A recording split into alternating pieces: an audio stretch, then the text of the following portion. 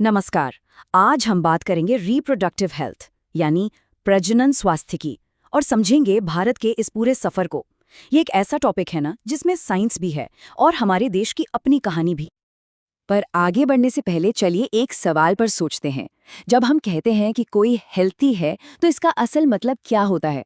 क्या बस इतना कि कोई बीमारी नहीं है या इससे कुछ ज्यादा?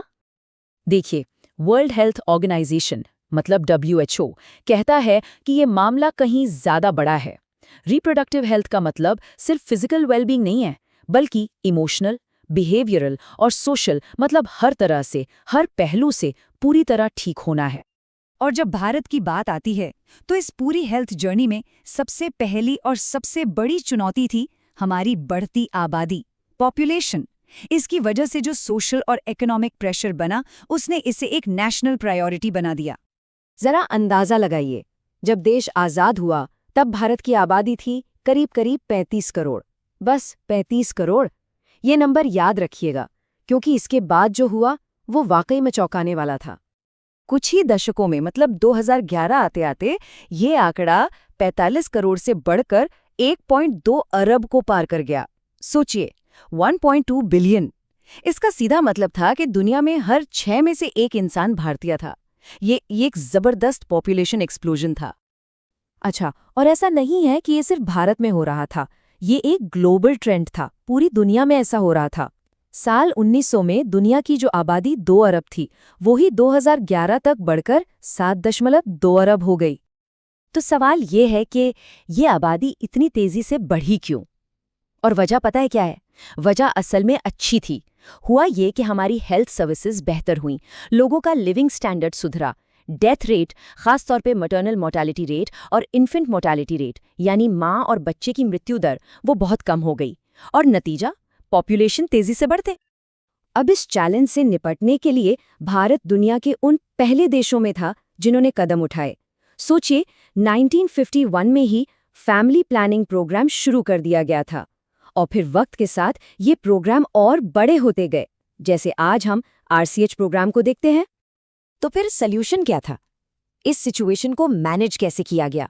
इसका सबसे बड़ा जरिया बना बर्थ कंट्रोल, जन्म नियंत्रण के अलग अलग तरीके।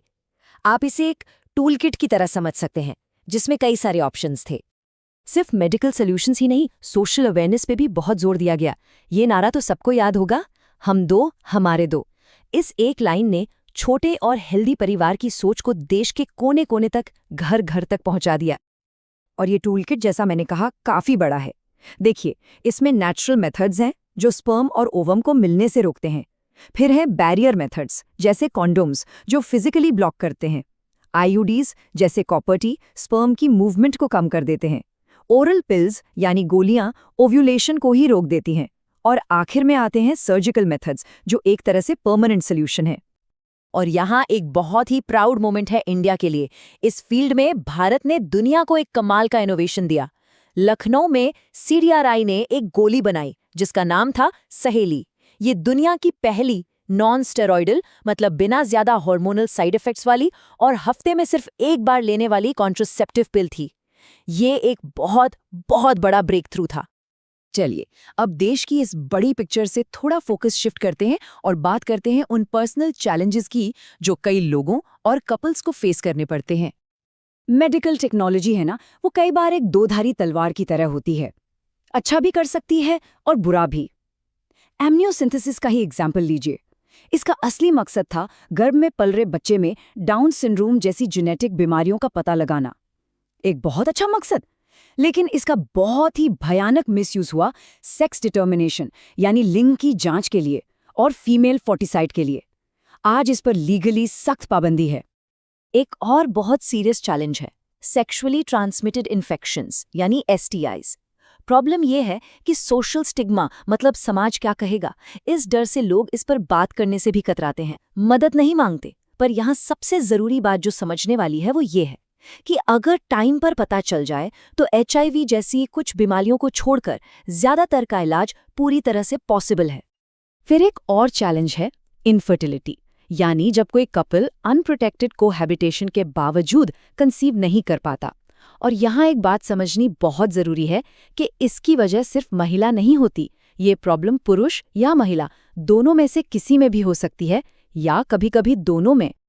पर अच्छी बात यह है कि साइंस ने यहाँ भी मदद के लिए कई रास्ते खोले हैं, जैसे कि IVF, जिसे हम आम भाषा में टेस्ट ट्यूब बेबी कहते हैं। इसमें होता क्या है? ओवम और स्पर्म को शरीर के बाहर एक लैब में फर्टिलाइज कराया जाता है और फिर जो एम्ब्रियो बनता है उसे वापस यूट्रस में ट्रांसफर कर दिया जाता है। और IVF अकेला नहीं है, इसके अलावा भी कई और असिस्टेड रिप्रोडक्टिव टेक्नोलॉजीज मतलब ART हैं, जैसे गिफ्ट, ICSI। ये सब अलग अलग टेक्निक्स हैं जो कपल्स को पेरेंट्स बनने का सपना पूरा करने में मदद करती हैं। तो अगर हम इन सारी बातों को एक साथ रखकर देखें तो ये साफ है कि भारत ने एक रिप्रोडक्टिवली हेल्दी सोसाइटी बनाने के लिए वाकई में एक लंबा सफर तय किया है। और इन कोशिशों का असर भी साफ साफ दिखता है। इन्फेंट मोर्टेलिटी और मैटरनल मोर्टेलिटी दोनों में बहुत कमी आई है। लोगों तक बेहतर मेडिकल फैसिलिटीज पहुंच रही हैं। ये सब पॉजिटिव साइंस हैं जो बताते हैं कि हम एक हेल्दी सोसाइटी की तरफ बढ़ रहे हैं। क्योंकि दिन के आखिर में इन सारे टेक्नोलॉजीज का, इन सारे प्रोग्राम्स का एक ही तो गोल है, हेल्दी फैमिलीज बनाना। और हाँ, ये भी याद रखना ज़रूरी है कि फैमिली बनाने के लिए लीगल अडॉप्शन भी हमेशा से एक बहुत ही खूबसूरत और इम्पॉर्टेंट ऑप्शन रहा है। तो आखिर इस सबका टेकअवे क्या है? टेकअवे ये है कि एक रिप्रोडक्टिवली हेल्दी सोसाइटी बनाने की जर्नी एक टीम एफर्ट है। इसमें अवेयरनेस भी चाहिए, एक्सेसिबल हेल्थ केयर भी, रिस्पॉन्सिबल चॉइसेस भी और एडवांस टेक्नोलॉजी भी, सब कुछ मिलके काम करता है। और अब आखिर में एक सवाल, इतने दशकों की अवेयरनेस और टेक्नोलॉजिकल प्रोग्रेस के बाद एक ट्रूली हेल्दी सोसाइटी बनाने के लिए हमारा सबसे इम्पॉर्टेंट नेक्स्ट स्टेप क्या होना चाहिए? इस पर सोचिएगा ज़रूर।